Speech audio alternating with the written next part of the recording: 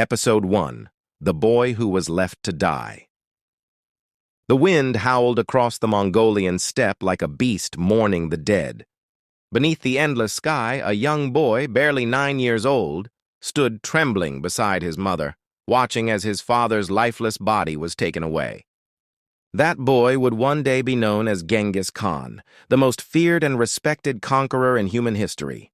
But on that day he was just Temüjin, a child abandoned by fate, stripped of everything, and left to die. His father, Yassa, had been a respected chieftain of the Borjigin tribe, but after being poisoned by rival Tatars, Temüjin's family was cast out, their people turning on them like wolves on a wounded deer. With no tribe, no protection, and no food, they became outcasts, scavenging wild berries and roots to survive. His mother, Holun, fierce and unbroken, told her children through chattering teeth, "A man's strength is born from hunger." That seed of resilience would grow into an empire. Life on the steppe was brutal. The winters carved ice into their bones. Rival clans hunted them down. And yet, it was in this crucible of pain that Temüjin learned his first lesson. Loyalty is earned, not inherited.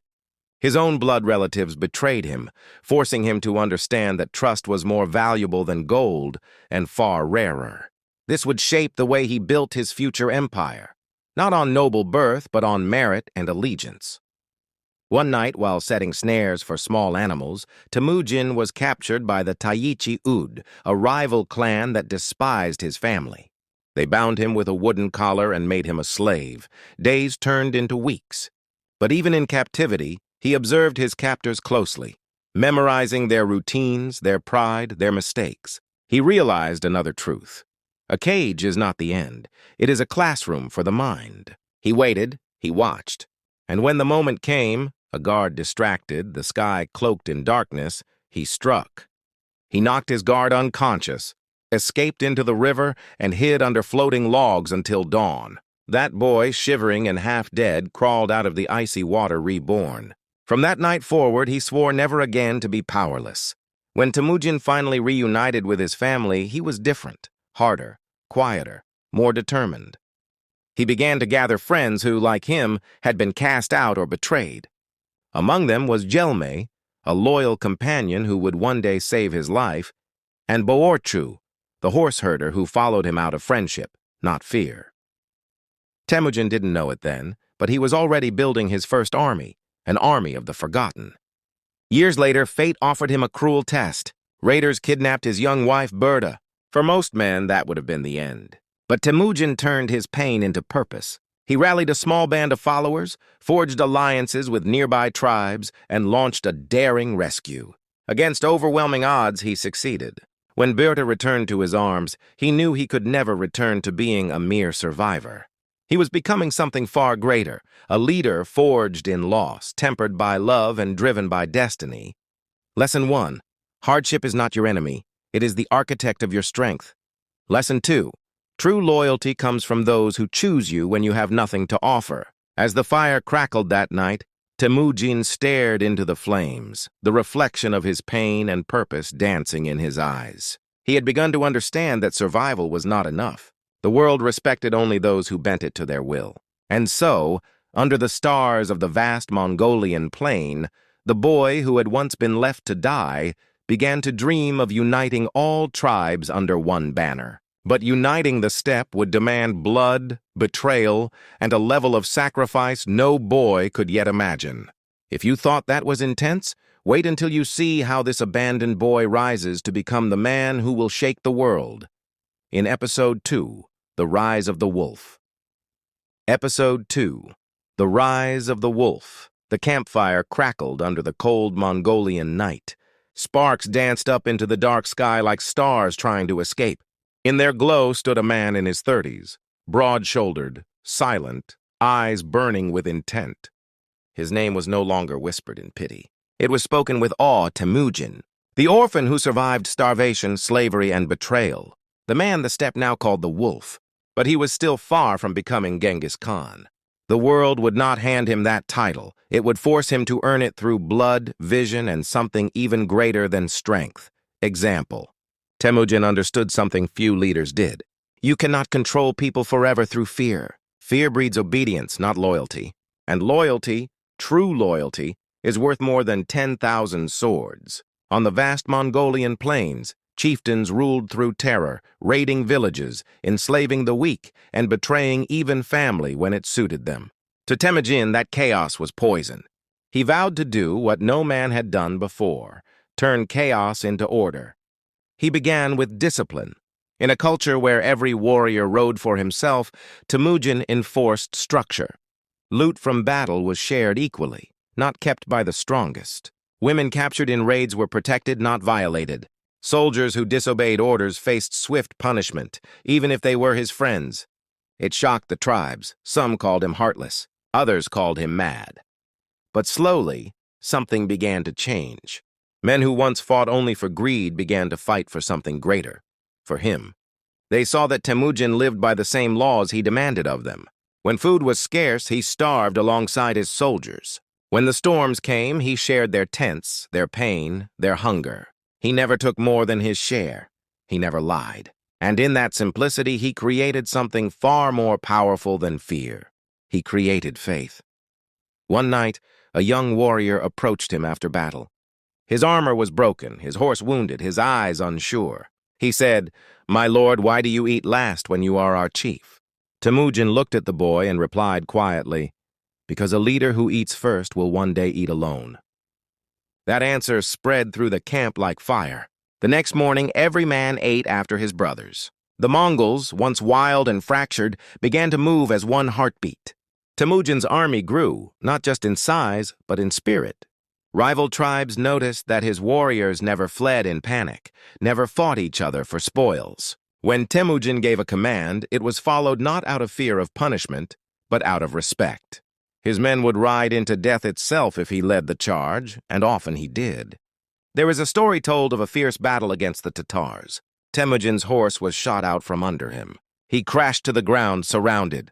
Before his soldiers could reach him, he rose, grabbed a fallen spear, and fought on foot, cutting down 3 men before a new horse was brought to him. When he mounted again, covered in blood, his men saw not a warlord, but a man who lived every word he spoke. From that day, none doubted his destiny.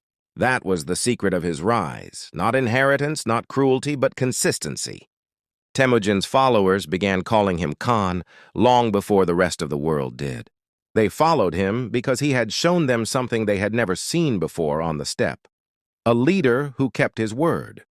As his reputation spread, the plains that once scorned him now trembled when his banner appeared over the horizon. Tribes that once mocked him begged to join him. Each new victory brought him closer to his dream, a united Mongolia bound by honor, not bloodlines. That night, as the wind carried the howls of wolves across the hills, Temüjin sat outside his tent, staring into the dark. His generals waited for orders, but he spoke softly instead.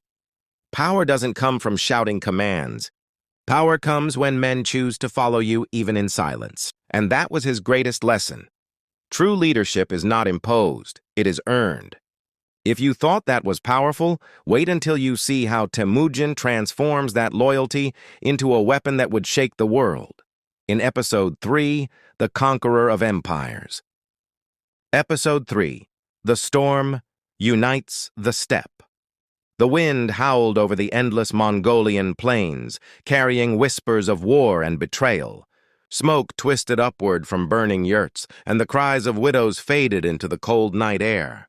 The steppe, once a land of nomads and proud horsemen, had become a battlefield of shattered clans, each one clawing for power, each one doomed to die alone.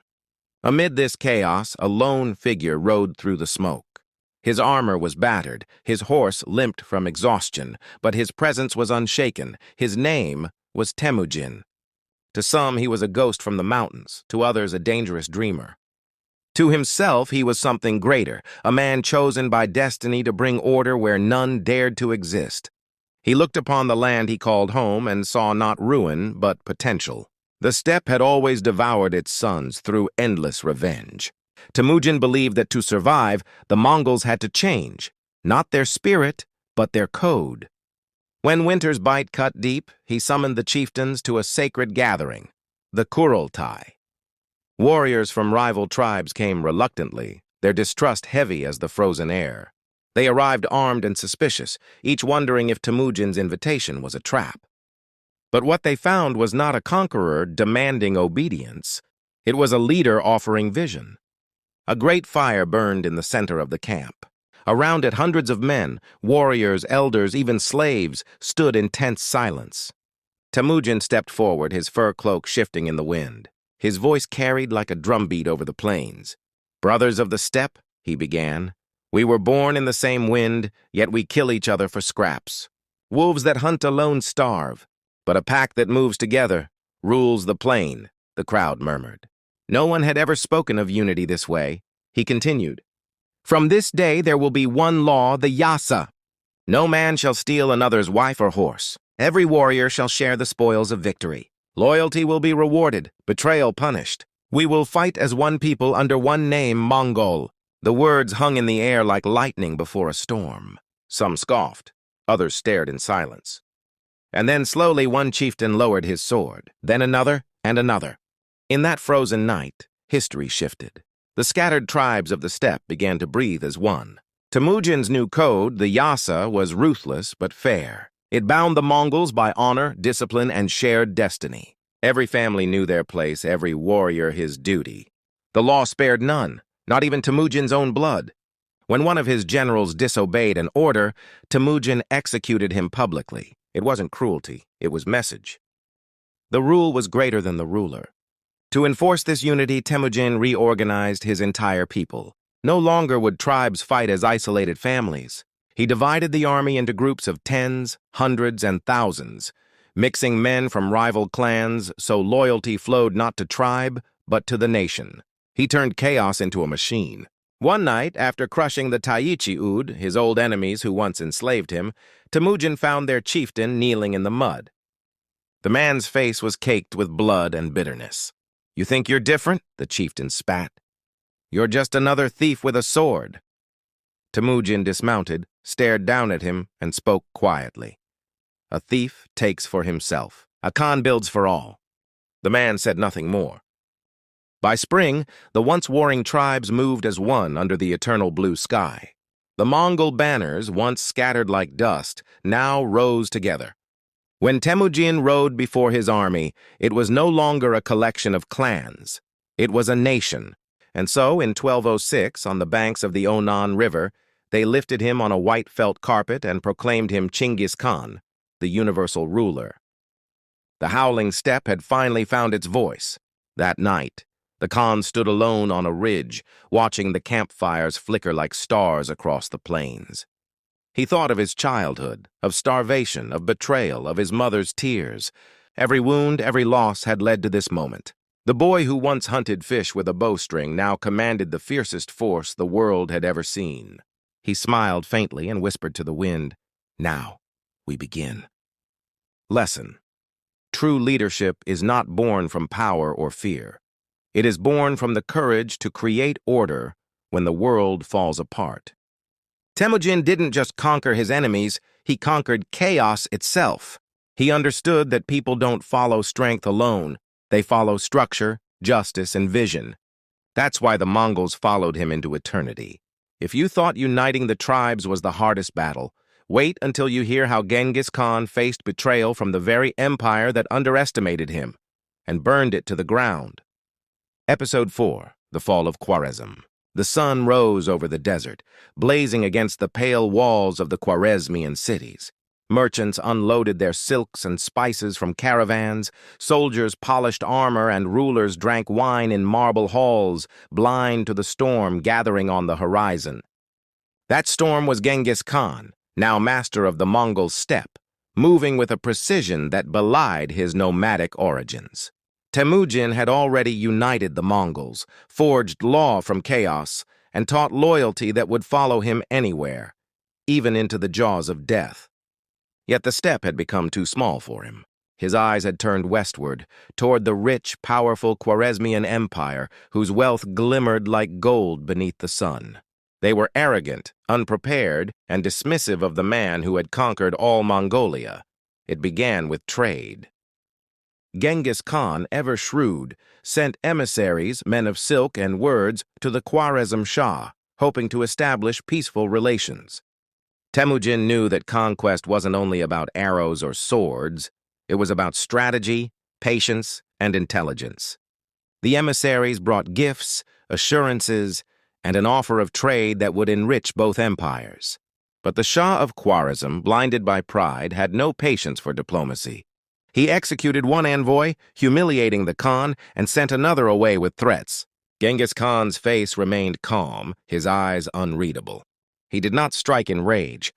He waited, he observed, he planned. For weeks, the Mongols rode through the steppes, gathering intelligence, mapping rivers and roads, studying the Khwarezmian defenses. Temüjin used spies, merchants, even deserters from the Shah's army to understand every weakness. When the first Mongol arrows finally darkened the Khwarezmian skies, they did not fall randomly. They targeted supply lines, fortifications, and towns with surgical precision. Cities were surrounded before anyone could mount a defense. Governors were cut off from each other. Panic spread faster than fire across dry grasslands. The Shah, still blinded by arrogance, tried to rally his army, yet no formation could withstand the Mongol discipline. Their cavalry moved in waves, feigning retreat, luring troops into ambushes that struck like lightning. Temüjin's patience paid off. Each battle, each siege, each city conquered was a step toward total control. The Shah fled from city to city, never daring to engage the Khan in a full battle until his empire began to crumble from within. Genghis Khan did not rely on brute force alone.